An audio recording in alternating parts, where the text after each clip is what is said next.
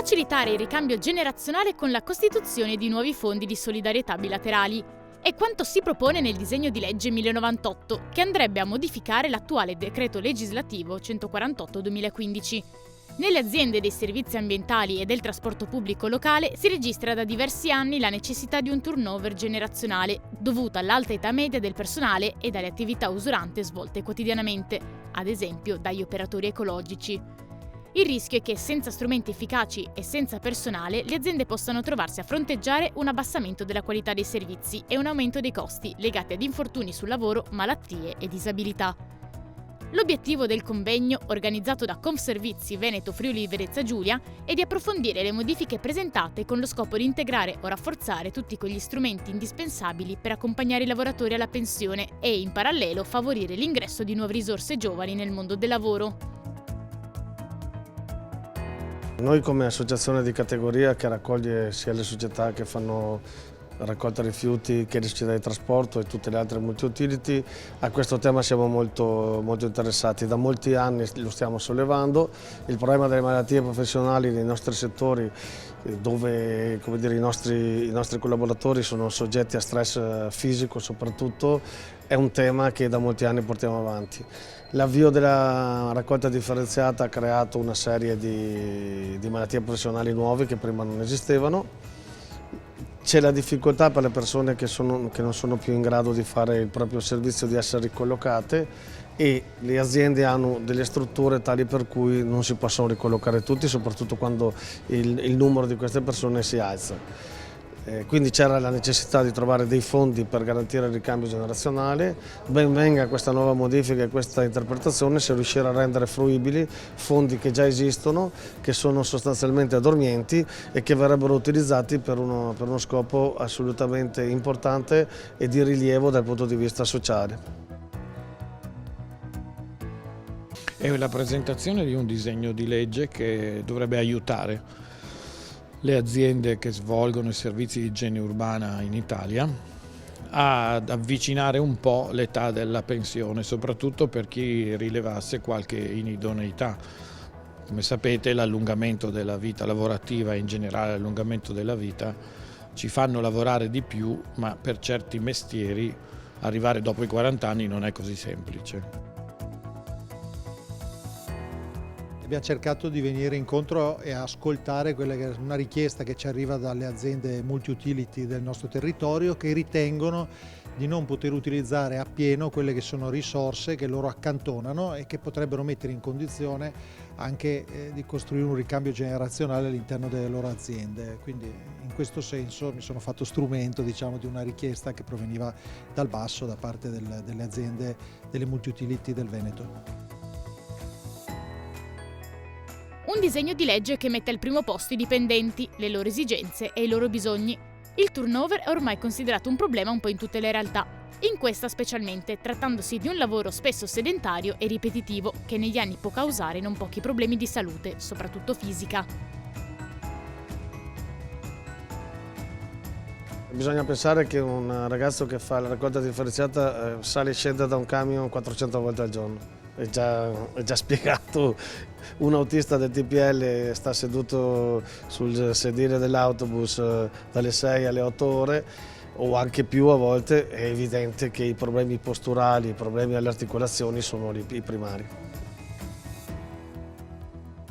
Adesso i lavoratori di questo settore sono definiti, la maggior parte di loro, lavori gravosi, quindi possono ritirarsi un anno prima rispetto alle scadenze della cosiddetta legge Fornero, però dovremmo fare in modo che vengano accompagnati attraverso misure sociali di sostegno proprio verso la fine della vita lavorativa, alleggerendogli i compiti. Porrò un po' l'attenzione proprio nei confronti delle cosiddette inidoneità professionali che possono rivelarsi proprio con il progredire dell'età. E siccome la sicurezza del lavoro è anche accompagnata al benessere, dobbiamo cercare di fare in modo che queste inidoneità non si verifichino proprio alleggerendo il lavoro durante la vita professionale. Il benessere per un lavoratore è costituito anche e soprattutto dalle modalità attraverso cui l'azienda decide di investire sulla sua professionalità, sulla sua competenza, sulla sua formazione, e quindi questo è un piccolo tassello che va proprio nella direzione di migliorare il benessere lavorativo e di incentivare anche una continuità nel rapporto di lavoro tra coloro i quali scelgono di venire a lavorare all'interno di una di queste aziende, che però vogliono vederlo come un momento nel quale non solo prestano un servizio, prestano un'attività, ma si mettono anche in condizione di essere arricchiti dal punto di vista della formazione, delle esperienze e delle competenze. Fondamentale quindi lavorare sul ricambio generazionale, agevolando la transizione. È essenziale che questo passaggio di generazione in generazione sia fluido, senza creare disagi per le aziende, per i lavoratori e per i cittadini che ogni giorno dipendono da questi servizi. Più che il loro benessere, per riuscire a farli traghettare od uscire dalle aziende con una sorta di incentivo all'esodo, di prepensionamento, in maniera da poterli sostituire con gente più giovane e con gente in grado di svolgere il servizio senza creare problemi dal punto di vista sociale, quindi senza doverli licenziare, che sarebbe, come dire, un problema che riverseremo sui servizi sociali dei vari comuni. Ma il turnover, ogni azienda chiaramente ha un turnover diverso, la Veritas ce n'è uno, la CTV ce n'ha un altro, le aziende multiutility di Verona o di Padova ne hanno altri. Calcoliamo che siano comunque percentuali tra il 5 e il 7% all'anno di dipendenti, appunto, che potrebbero, insomma, trovare uno scivolo che metta in condizione quindi tantissimi giovani di poter entrare e poter portare anche nuove competenze, perché c'è da dire una cosa, che il livello di scolarizzazione tra coloro i quali escono e quelli che entrano è profondamente diverso, e quindi noi attraverso questo ricambio generazionale in realtà aumentiamo anche le competenze all'interno delle nostre aziende. Sempre di più il ricambio generazionale in alcuni settori strategici è un problema, perché non si trova manodopera, o se la si trova c'è un turnover molto elevato, e molto spesso in alcuni settori l'età avanzata del personale genera tutta una serie di problematiche legate appunto a coprire anche i turni e quant'altro. Quindi servono nuovi strumenti per rendere più appetibili certi lavori per i nostri ragazzi e viceversa garantire una transizione dolce da generazione a generazione. Questo è uno strumento importante che speriamo possa entrare in funzione il prima possibile, così come altri strumenti rappresentano l'idea di una contrattazione su altri fronti, ad esempio il tema della casa, incentivi legati appunto alla contrattazione di secondo livello, per rendere più appetibili appunto certi lavori, sia in termini economici che in termini poi di appunto welfare aziendale, flessibilità e altri vantaggi. L'accompagnamento dei lavoratori verso la pensione deve essere proseguito dall'inserimento di nuovo personale. Tra le priorità, incentivare i giovani a scegliere lavori di questo tipo, orientando le nuove generazioni verso il settore dei servizi ambientali e del trasporto pubblico. Fondamentale è rinnovare il settore per renderlo più appetibile e più leggero da sopportare fisicamente, facendo uso di nuove tecnologie e metodologie che migliorino le condizioni lavorative.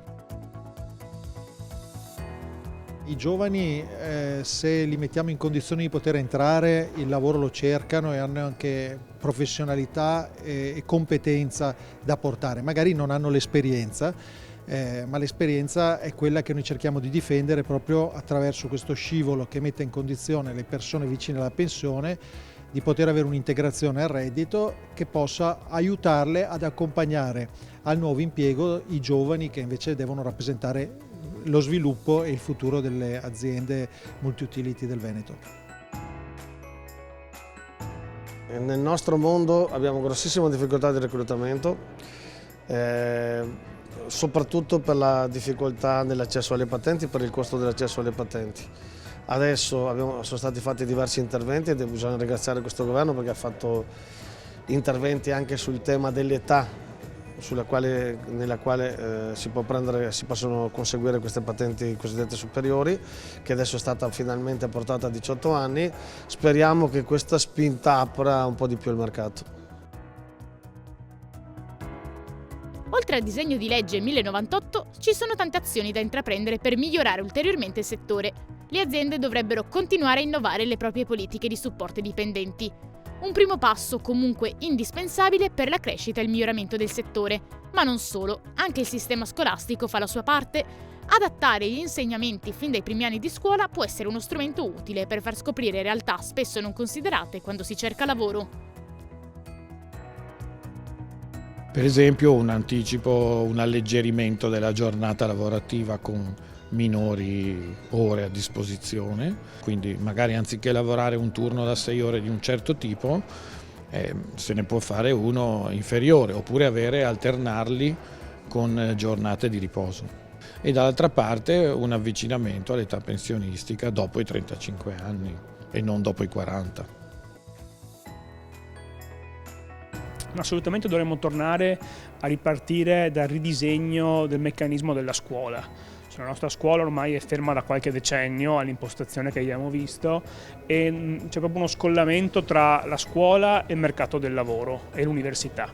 Molto spesso noi abbiamo la capacità di formare alcune professioni che poi appena si laureano o appena si diplomano scoprono che non c'è questa domanda di quella professione e quindi dovremmo tutti quanti farci una riflessione e dire il mondo dell'impresa da qui a 15 anni che profili richiederà e in base a quello anche impostare la scuola professionale, la scuola tecnica e anche l'università per garantire a chi si laurea sicuramente una possibilità di carriera e viceversa all'azienda di trovare del personale.